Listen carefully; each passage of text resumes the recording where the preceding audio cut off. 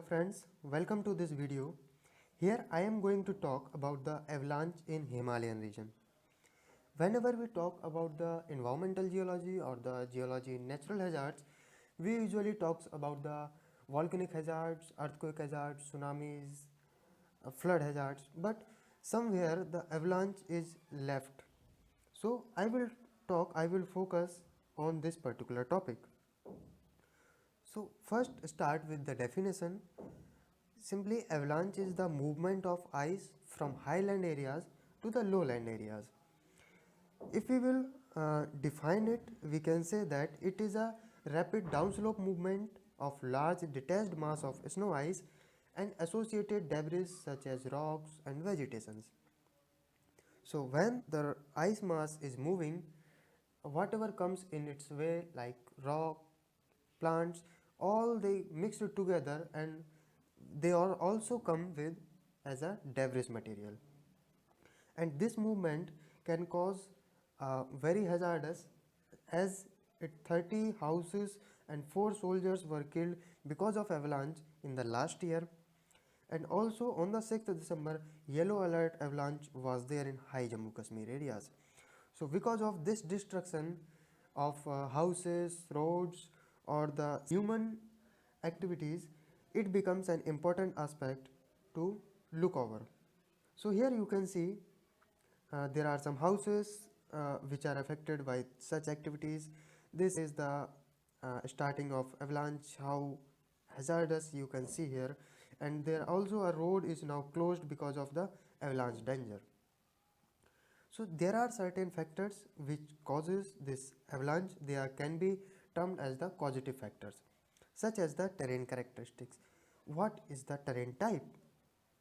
So suppose if you have a gentler terrain, definitely the ice will not move, and if you have the steeper terrain, ice will move under the influence of gravity. So terrain characteristics also causes the avalanche. Whether you have the terrain like convex or whether it is concave, so different activities will lead to the different intensity of avalanches. Then you have snowfall and snowfall intensities. Definitely for the movement of ice, you should have an ice. So if there is snowfall, ice will accumulate, and the snowfall intensity is high, means within a short period of time a lot of snowfall occurred, then it will leads to cause a huge piling up or the huge volume of ice accumulated. So this will cause an this will cause for the avalanche activities. Then you also have the role of TG metamorphism. TG metamorphism means the metamorphic activities because of this large volume of ice. So within the ice block, you have the increase in temperature, pressure. So certain fractures, cleavages are being developed, and along that the ice can move very easily. So this the role of TG metamorphism. Then you have the weather conditions. So for an example, you have a thick mass of ice like this, and it is resting over the steep slope. Then you have also the movement of air movement. Air is flowing in this direction, so it will exert an extra pressure for the movement, and it will lead to the fast movement or the increase in the movement of avalanche. Then these are considered as the causative factors. Then there are certain factors which certainly triggers the avalanche activity, such as you have the earthquakes. You all of know well-known earthquake of Nepal 2015. Because of that shaking of earth, a lot of avalanches activities can be seen in the higher Himalayan regions. So it is a triggering factor which triggers this factor. Then you have the volcanic activity. The explosive volcanics can also lead to the vibration of earth or the small scale earthquake, which can also triggers your avalanches. So these are the triggering factors.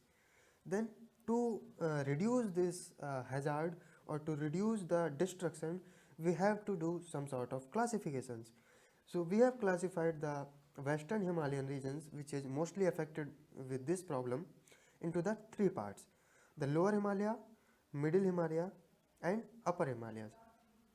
So we have categorized it to reduce or to make our study or to make us more informative in relation to this avalanche.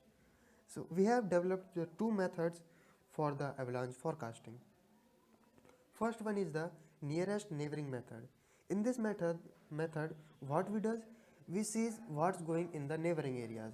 If the neighboring areas having the high intensity of snowfall, then we will consider that our area can also be affected with the same intensity. So this is the methodology of nearest neighboring method.